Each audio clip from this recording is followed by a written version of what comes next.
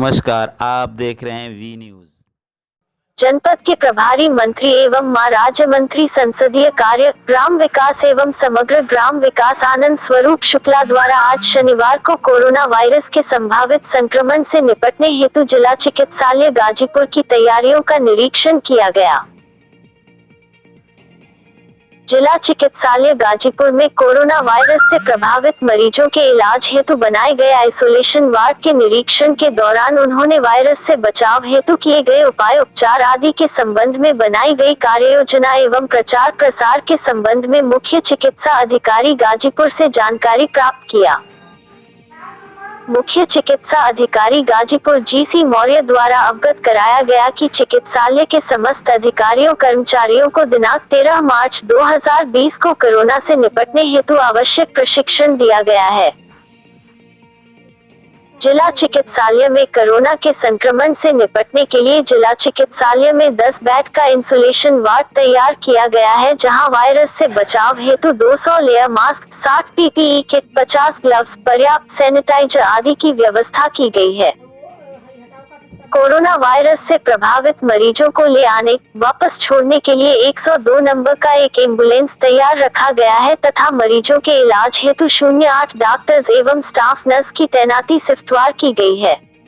Pathological जांच हेतु 02 संविदा कर्मियों को तैनात किया गया है तथा मुख्य जिला चिकित्साधिकारी द्वारा अपने अधीन 05 oxygen cylinder, PPE kit, 50 N95 mask तथा 15 सैनिटाइजर 30 रिजर्व रखे हुए हैं, जो आवश्यकता पड़ने पर तत्काल उपलब्ध कराया जा सकता है।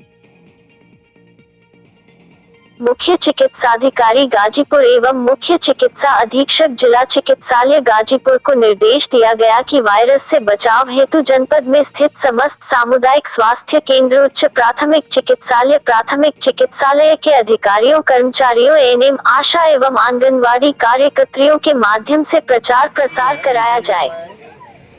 कल रात्रि में पूज्य मुख्यमंत्री जी के यहाँ से निर्देश मिला और जो भी ओलावृष्टि से, अतिवृष्टि से आपके फसलों का नुकसान हुआ है, उसी का अवलोकन करने के लिए मैं आया हूं और सभी तहसीलों के संबंधित उप जिलाधिकारीगण आज ही सर्वे करके 4 बजे से उसकी बैठक है और कल 11 बजे मुख्यमंत्री आवास पर बैठक है।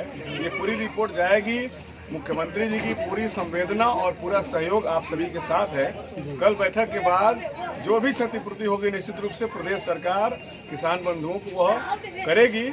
कहीं से भी आपके नुकसान को भरपाई करने की व्यवस्था सरकार के द्वारा जरूर की जाएगी। सर, और इससे परेशान है कि उससे पहले जो है फसलों से परेशान है, दोनों को देखते हुए किस तरह के किसानों को सुविधा है? देखिए, पहले भी होता रहा है प्राकृतिक आपदा, लेकिन मैं अपने पूज्य मुख्यमंत्री जी को इस बात के लिए आभार व्यक्त करना चाहूँगा कि उन्होंने प्रदेश के सभी माननीय मंत्रीगण को रात में ही निर्देश 9 बजे हम लोग के पास आया कि अपने प्रभार वाले जनपद में पहुँचिए और वहाँ पर किसान बंधुओं के फसलों का जो नुकसान हुआ है उसका एक समीक्षा करके संबंधित अधिकारियों के साथ बैठ के और उसकी रिपोर्ट लेकर के कल 11 बजे मुख्यमंत्री आवास पर हम सभी को बुलाया गया। तो मंत्री दृष्टिया क्या लगता है, जिस प्रकार से आपने नुकसान को अपनी आंखों से देखा है, क्या लगता है कितना नुकसान हुआ? क्या 100% नुकसान में आएगा या आंशिक रूप में आएगा ये? अब ये तो जैसे मैंने देखा कि फसल पूरी तरीके से नष्ट हो गई है। कुल कितने क्षेत्रफल में कितनी फसल का नुकसान हुआ है ये हमारे संबंधित उप जिलाधिकारीगण अभी रिपोर्ट प्रस्तुत करने वाले हैं। 4 बजे ही बैठक है। जनपद गाजीपुर में कितने प्रतिशत का नुकसान हुआ है, क्या हुआ है, ये बैठक के बाद में आप सभी को बताऊंगा। अभी भी ये हमारा गोवंशों से काफी परेशान है, उसके लिए आप लोग क्या कर रहे हैं? क्योंकि लगातार गोवंश गृह बनाए गए हैं। कि हम किसी गोवंश को आवारा नहीं कहते हैं और वो भी हमारे समाज के ही अंग हैं। और आप देखेंगे पूरे उत्तर प्रदेश में खाद्यान्न उत्पादन में पिछले वर्ष से लगातार बढ़ोतरी हो रही है।